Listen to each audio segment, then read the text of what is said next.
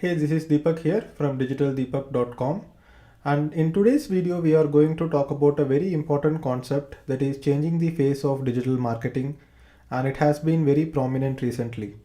So today we are going to talk about native advertising and sponsored content. So you might have heard about native advertising here and there, and you might know what sponsored content is, but in this video we will delve deep into it and see how it is actually changing the face of digital marketing.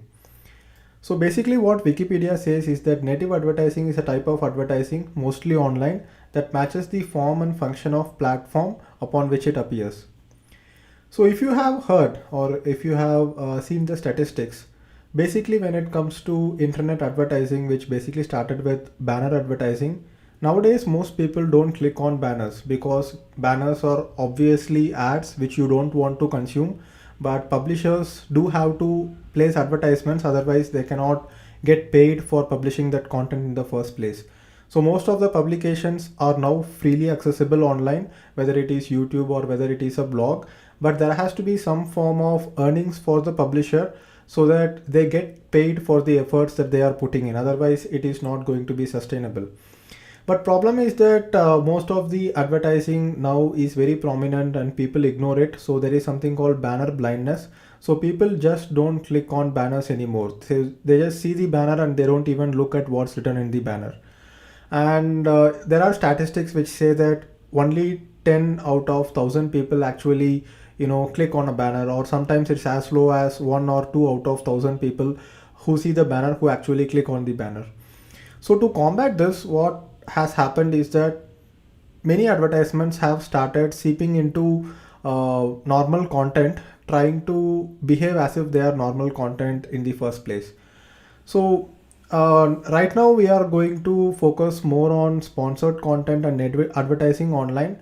But when you look at magazines in even now, but you might have read magazines a while back, you might have seen that certain pages are actually looking like articles or content, but they are actually ads. So here you can see that in a magazine there is an ad for a Adidas shoe, but it looks like an article, but it's actually an ad, and in a corner they just mark it as advertorial. So here you can see it's called advertorial, and overall the basic premise is to kind of trick the user into believing that it's an article, but also kind of give a disclaimer that no, this is sponsored. But the fact that it's a sponsored one, or it's the fact that it's an ad, is kind of hidden, and kind of hidden as much as possible from the user, right? So even when you look at publications such as Your Story, so Your Story does a lot of native advertising and sponsored content. So here you can see sponsored post is what they have given. So certain publications are kind of very ethical, and they say that this particular post is sponsored, but many publications do not disclose it exclusively. For example, if you are reading a magazine and if it clearly states that a particular article is a sponsored post, you are less likely to read that particular article, because if it is not published by the merit of journalism, if it is not published because it's an interesting article, but because someone paid to put that article right there, then you are not going to read that article, right? So that's what we are looking at. And when you look at online types of sponsored content and native advertising, mostly even when you look at search engine ads, they are some form of native advertising because you are searching for something, but they also make sure that you get ads, and these ads are somewhat useful, but these ads come up in the top because someone is paying for it. Then you have recommendation widgets, which we are going to talk about today. So if you have read news websites, below the content of these news you can see that from around the web, and you can see many links being placed there. Then you have sponsored content, and then you have promoted listings, and a lot of different things like that. And even sponsored content that you see on Facebook feed, in your Facebook feed, is also some form of native advertising, because it's just in a corner it says sponsored post, and it doesn't really kind of stand out as a banner which is an ad, right? So people in general want to ignore ads, but sometimes you just look at the Facebook feed, you just consume the content, you just read because there is something in the news feed, and then you realize that it's an ad.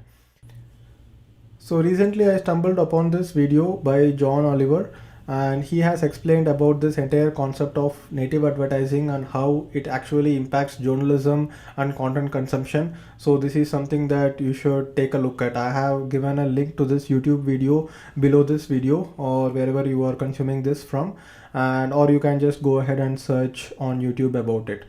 So I also want to show you product placements. So product placements are basically a form of native advertising which doesn't look like advertising in the first place.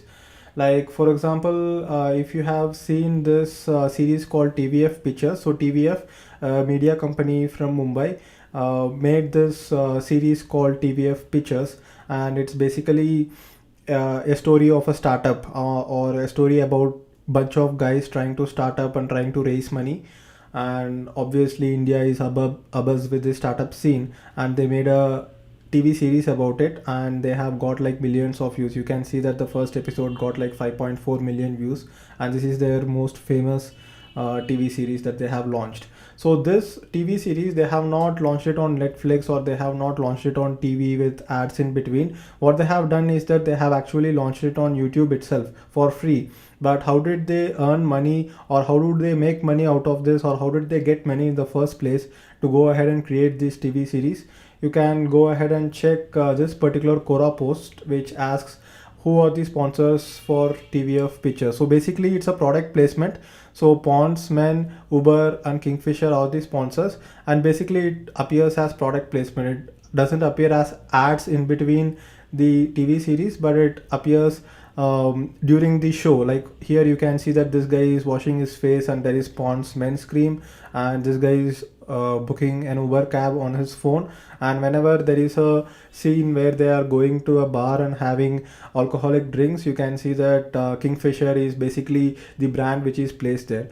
So this kind of advertising kind of psychologically impacts you, kind of connects the dots. So you think that it's basically a product placement, and for them it helps in boosting the brand when they do it.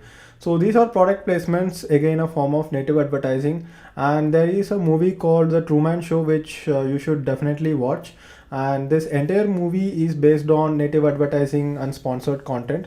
So basically, Jim Carrey, when he is born, he is actually born into a show, and his entire life is part of a show, and people just keep watching this particular show, and 24/7 this show keeps running, and basically tracks the life of Jim Carrey from being a kid to being a big adult. And it's a very interesting movie which you should definitely see. And this particular TV show, they make money by doing product placement. So I will show you video here. So basically in this particular show, you can see that Jim Carrey is there, and Jim Carrey's girlfriend comes home, and then she is talking to Jim Carrey.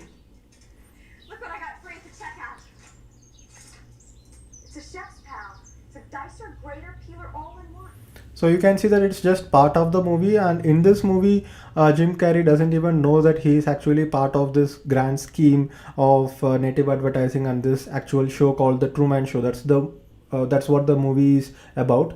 And this particular character actually shows a product, and this is how they make money. So that's how the movie is based on. So this is native advertising and sponsored content. And if you watch John Oliver's video, you can actually get a lot of insights about how it's actually changing the entire publishing industry. So people have started losing trust on publications, and even he kind of recently found out that even New York Times does this. Even the New York Times is now embracing this. They had a recent feature on their website about women in prison, which looked. So New York Times recently published this article about women in prison, but it's actually a sponsored post by Netflix to promote their show. It was actually a paid post promoting season 2 of Orange is the New.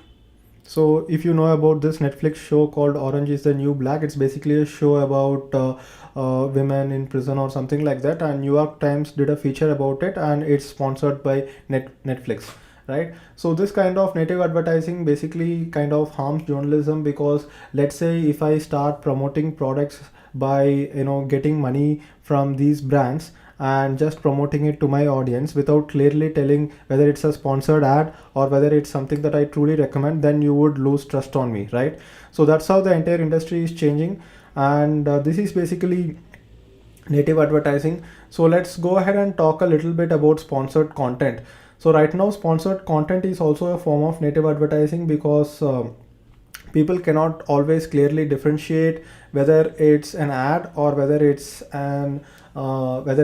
content from the publication itself. Like for example, if you browse through Hindu, you can see that there is a section called From Around the Web, and these are looking like these are articles from the Hindu itself, and that's why people click on it.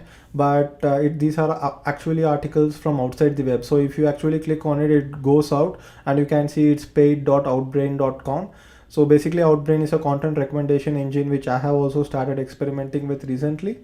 And eventually what will happen is that people will lose trust because they know that this particular section is paid ads, and these are not actually content from this publication itself, right? So they have 9 different links which actually point to some other ad link, and they have only 3 links which are actually articles within Hindu itself. So it's a very bad combination. I would say that if there are like 3 links on the top from within the publication and 3 links which are like linking to advertisers post, then it's a good balance. But still people click on it because they think they are content from inside, right? They don't think they are actually ads.